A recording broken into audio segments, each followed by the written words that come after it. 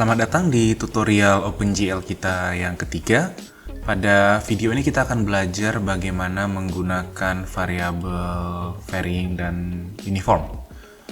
Fungsi dari variabel ini adalah untuk mengirim data dari program kita, dari program yang kita bangun ke dalam CPU.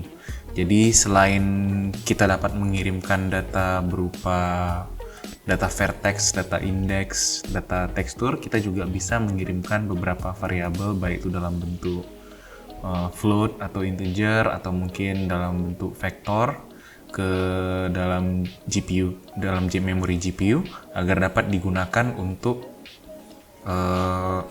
digunakan oleh shader kita.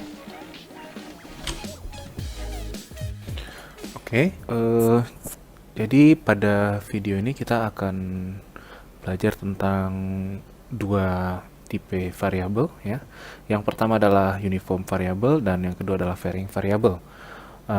Sebelum kita masuk, sedikit recap tentang tutorial kita sebelumnya. Jadi kita sudah berhasil membuat sebuah objek ya, menggambar sebuah huruf J ya. Kalau terakhir kita menggambar sebuah huruf J dengan menggunakan index buffer object.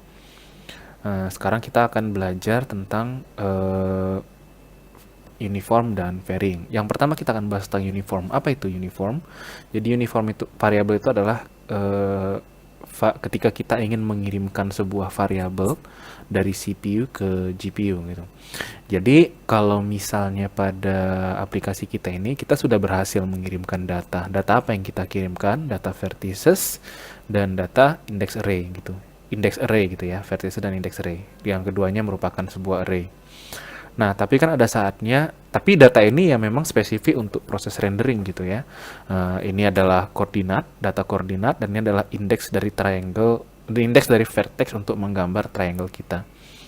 Tapi ada saatnya kita tidak hanya mengirimkan data triangle dan data index array aja, ada saatnya mungkin kita perlu mengirimkan sebuah variabel, misalnya sebuah float gitu ya, satu angka float. Atau satu buah bilangan desimal, misalnya bilangan desimal itu adalah sebuah waktu gitu. Bagaimana kita mengirimkan waktu ke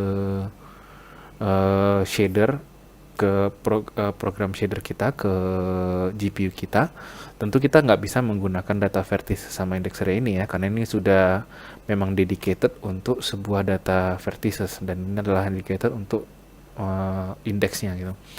Nah, kita bisa menggunakan uniform. Jadi uniform ini adalah sebuah variabel di mana variabel itu nanti akan dikirimkan dari CPU, tentunya dari memori ke GPU memori gitu.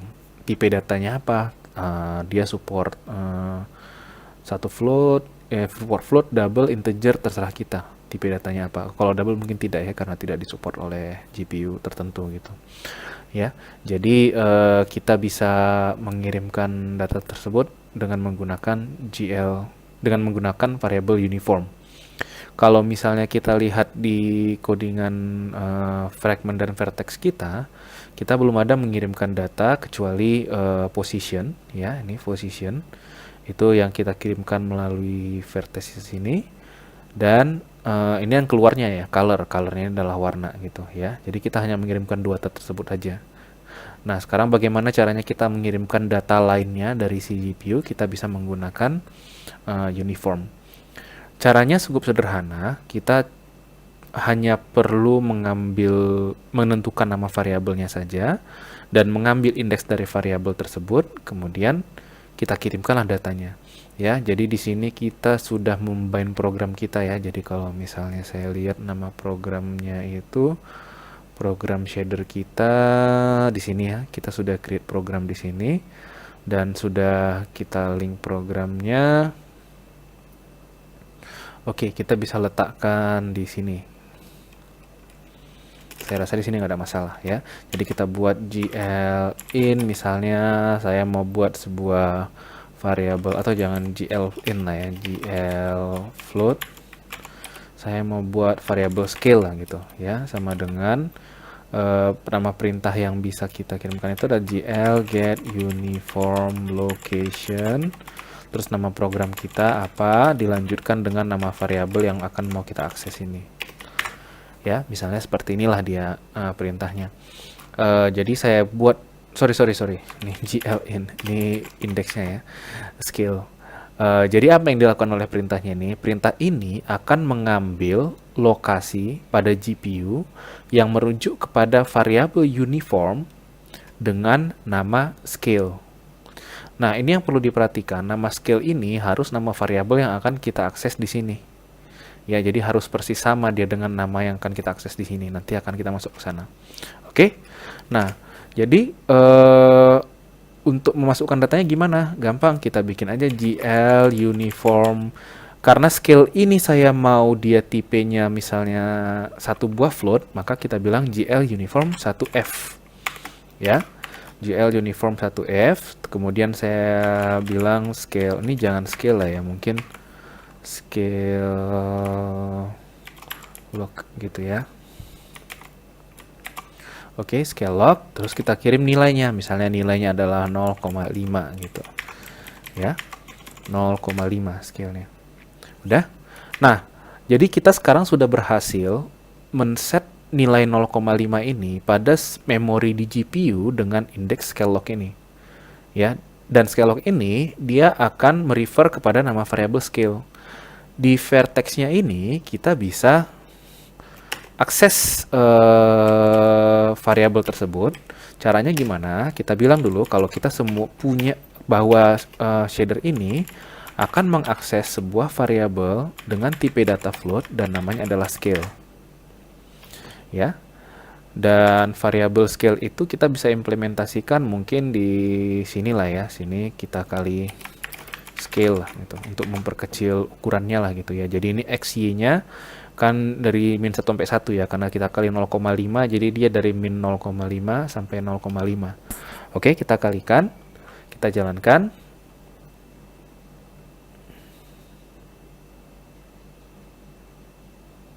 Ups, sebentar, kita coba dibagi, nggak ada yang salah nih berarti ya.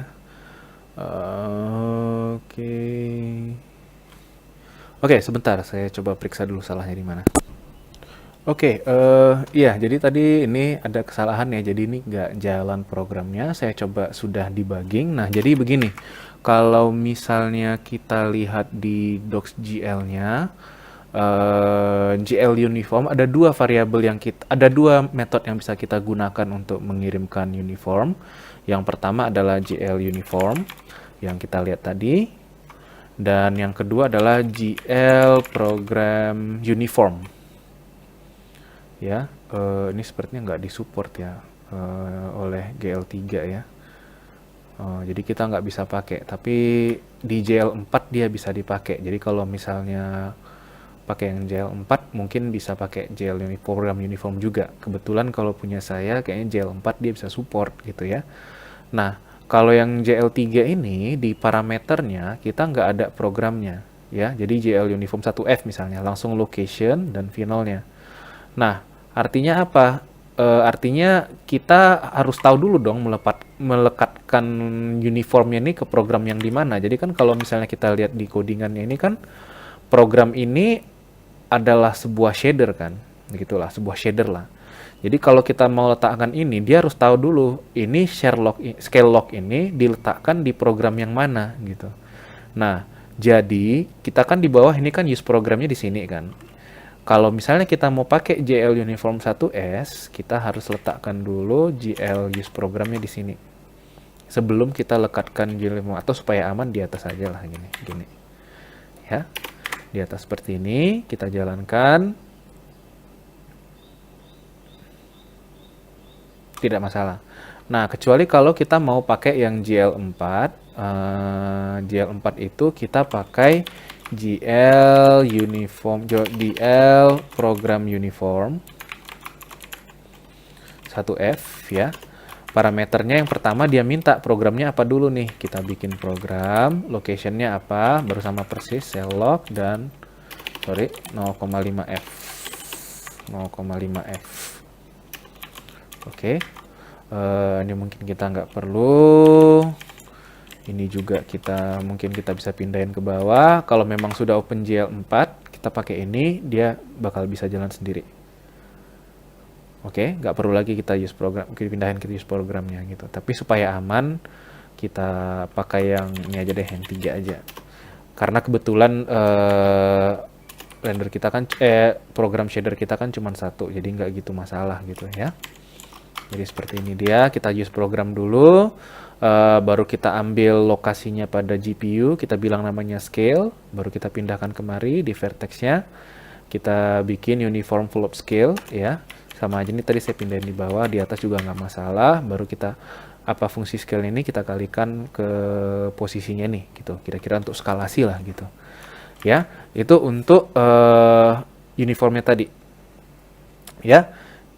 Yang kedua, kita akan belajar tentang varying variable. Apa itu varying variable? Nah, selama ini kita pakai codingan di vertex dan kita pakai codingan di fragment. Sampai situ nggak ada masalah. Tapi bagaimana kalau misalnya si vertex ini mau mengirimkan data juga ke si fragment? Misalnya apa? Ini kan saya mewarnai nih. Dia mau mewarnai berdasarkan lokasinya. Kan lokasinya yang nyimpan itu siapa? Vertex kan? Vertex itu di mana? Di vertex shader.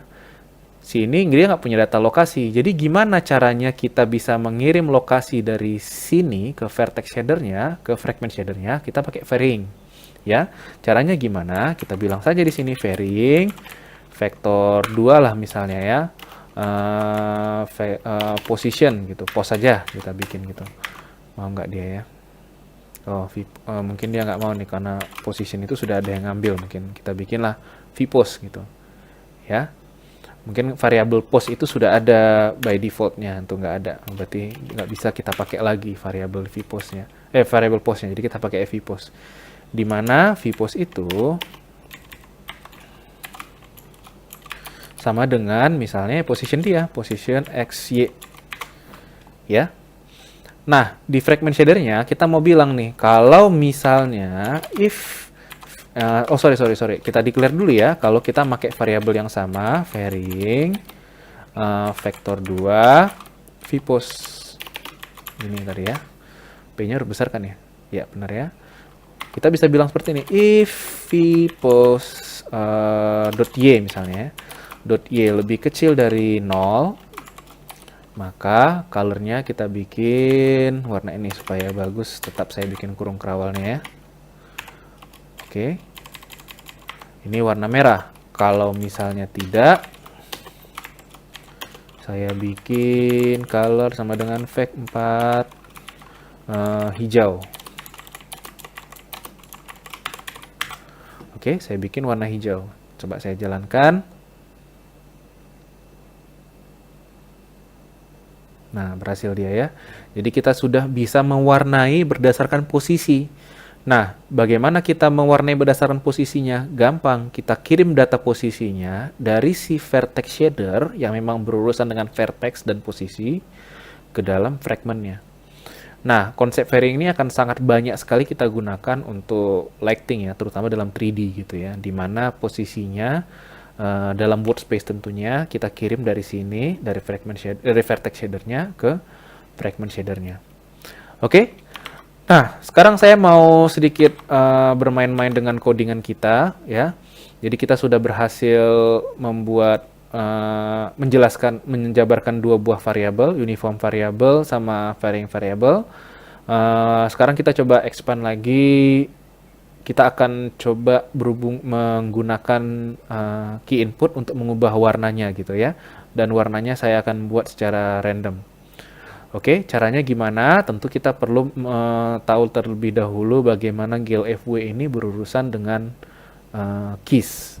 Oke, jadi untuk input kita bisa lihat guide-nya cukup sederhana ya. Google aja GLFW input handler. Kita coba masuk ke dalam dokumentasinya. Ini cukup jelas dijabarkan ya secara singkat. Sebenarnya kita sudah menggunakan untuk event processing handlernya GLFW handler. Kalau kita lihat di codingan kita, dia sudah panggil GLFW events. Jadi sebenarnya ini codingannya kalau misalnya ada event, dia sudah memanggil sebuah fungsi, tapi dia belum tahu nih fungsinya itu apa. Itulah yang harus kita buat ya. Jadi untuk keyboard function kita harus membuat sebuah fungsi baru dengan format seperti ini ya. Jadi supaya gampang kita coba copy saja ya. Dan kita letakkan di atas main ini. Ingat, ini harus di atas, jangan di bawah, karena kalau C++ itu ngompal dari atas ke bawah kan, nanti dia nggak bisa recognize. Karena saya nggak pakai underscore, saya bikin aja key callback gitu ya. Ini nggak usah, ini hanya kode sampelnya saja. Dia bilang kalau tekan E dan mode-nya itu press ya. Nanti kita akan coba pelajari lebih lanjut apa aja yang bisa ditangkap di sini. Kita akan buat sini untuk sementara. Kita bikin aja dulu stc out. Kita print dulu E is press ya. Kita belum buat fungsi apa-apa sekarang ya. Nah, kita sudah punya fungsi. Fungsi ini yang akan dipanggil kalau misalnya tombolnya ditekan. Nah, tapi kita harus bilang dulu ke glfw, kita ada fungsi loh, dan inilah yang dipanggil kalau misalnya ada event. Nah, jadi kita harus register dulu fungsinya ini. Caranya gimana? Setelah kita membuat Windows-nya ini, GL connection Windows, kita bilang ini di ini juga ada, kita harus register dengan cara nih glfw, kayaknya bukan ini ya, bukan set input mode, coba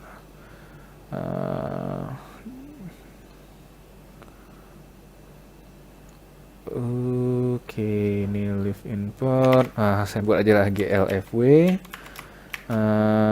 set key callback ini ya. Ini adalah fungsi yang kita gunakan untuk meregister fungsi kita.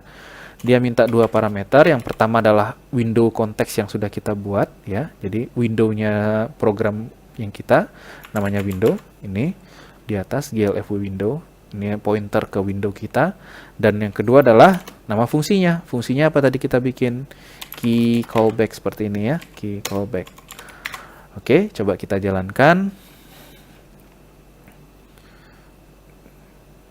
Ini adalah programnya. Kita coba tekan E dan dia ngeprint ya. Oke. Nah, sekarang kita akan bermain-main dengan program kita ya. Bermain-mainnya gimana? Jadi kalau misalnya kita di sini kan mengirimkan sebuah skill ya. Kita mau kirim dulu variabel kedua. Variabel kedua ini kita mau kirim sebuah warna gitu ya. Misalnya ada dua buah warna lah yang kita kirim. Ya, kita bilang di sini float color 1, kita bikin di sini misalnya untuk by default dia warna putih. Karena ini float, kita bikin aja F ya supaya dikonversi. Dan float color 2 kita bikin warna merah. No. Oke. Nah, dan untuk setiap kali kita tekan, jangan E lah ya, kita bikin C lah gitu ya. Setiap kali tekan C, kita akan ubah warnanya ini ya. Jadi supaya gampang, kita bikin aja for loop ya. For in I sama dengan 0, I lebih kecil dari 4 ya. Kita tahu ukuran warnanya itu 4. I plus ya. Terus saya bilang color 1 I sama dengan, kita pakai random math dot, kayaknya saya harus import dulu nih, harus include dulu, include math dot h. Oke, math dot, atau random langsung ya, bisa ya random, tapi random ini dia ngambil 0 sampai 1 nggak ya? Coba kita lihat dokumentasinya ya.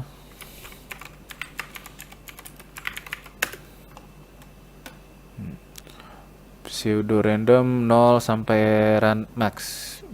Kita nggak mau rand max, jadi kita rand max 0 to 1. Saya rasa dibagi rand max ya. Float dibagi rand max ya, oke lah, kita pakai cara sederhana aja lah, bagi rand max nih. Random kali 1,0 f dibagi rand max. Sorry ya, jadi saya mau ngambil nilai mau ngambil nilai random dari 0 sampai 1, caranya gimana? Dia kan kalau rand ini ngambil dari 0 sampai rand max ya, bilangan integer yang besar sekali gitu. Saya bagi aja dia dengan rand max, tapi saya ubah dulu ke float supaya dapat 0,5 gitu ya. Untuk yang color 2-nya juga saya set. Oke, jadi kita setiap kali tekan C ini dia akan print kedua colornya ya. Oke, supaya enak kita kita itu juga ya, kita print lah ya. Atau printnya gak usah gini, std cout color 1 0, kemudian ini supaya dibagi aja ya, 1 sorry. Oke.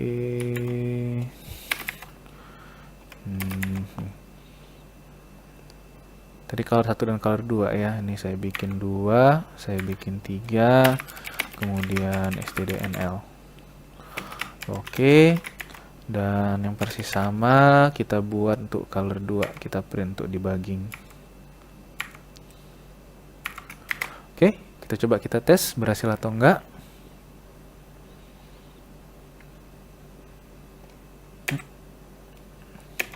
Berhasil ya, tiap kali kita tekan C dia akan ubah warnanya. Oke, kita sudah berhasil mengubah warnanya. Nah, sekarang kita mau kirim ke shadernya. Tadi kita sudah gunakan cara yang sama dengan menggunakan perintah scale. Kita pakai lagi cara yang sama juga untuk mengirim 4F ya. Jadi tadi kita ngirimnya 1F, sekarang kita ngirimnya 4F ya. Jadi kita lihat dokumentasinya.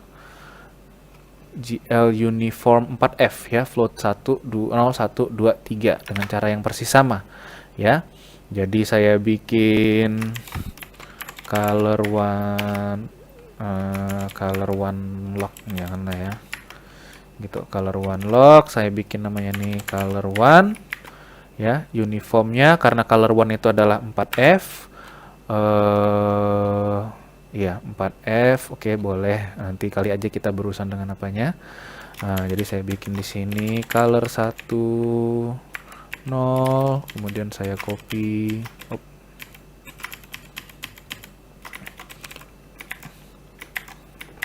Color 1 1, color 1 2, color 1 3. Oke, ini saya hapus komanya. Dan saya akan gunakan cara yang sama untuk mengirimkan color 2. Hati-hati, jangan lupa juga mengubah nama variabelnya. Dan wah, ini juga saya hampir salah nih, ini masih scale lock ya. Ubah color ini juga ubah ke color 2 lock. Oke, di sini saya bikin color 2, color 2, color 2 dan color 2. Oke. Nah, sekarang karena ini berurusan dengan color, maka saya mengakses datanya ini dari fragment shader. Ya, jadi saya bikin sama persis dengan yang tadi. Kalau tadi kita bikin uniform float scale 4, berarti karena kita kirimnya itu adalah data 4 dimensi, array 4 dimensi ya. Berarti kita bikin uniform vector 4, color 1, dan uniform vector 4, color 2. Oke.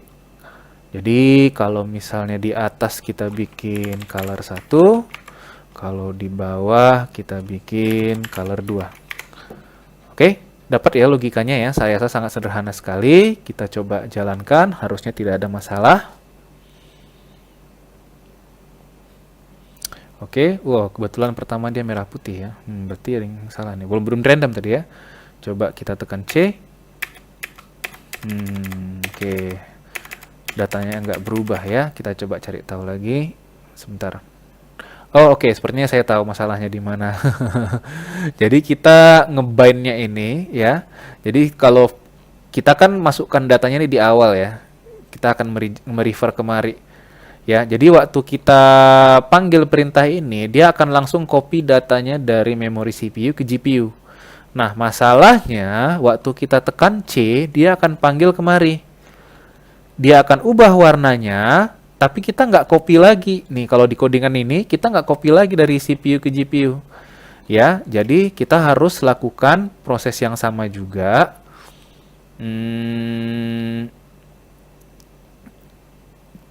Kita karena ini mengakses dari metode yang berbeda, saya rasa kita harus pindahkan dulu ininya, programnya ya.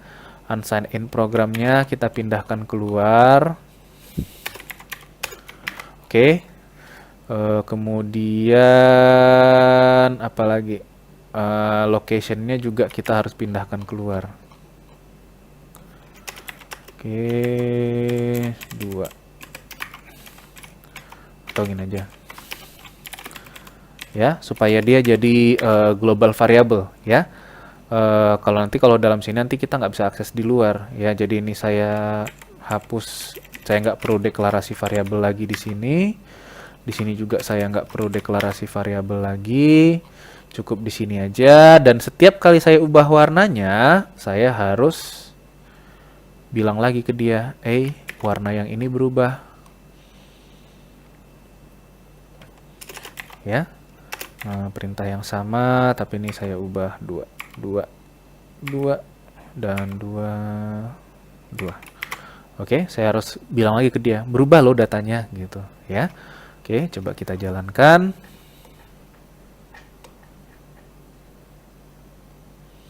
Oke, kita tekan, nah berubah dia ya. Oke, jadi kita sudah berhasil belajar tentang varying variable dan uniform variable untuk video kali ini. Saya rasa itu saja dulu untuk video kali ini, dan sampai ketemu di video berikutnya.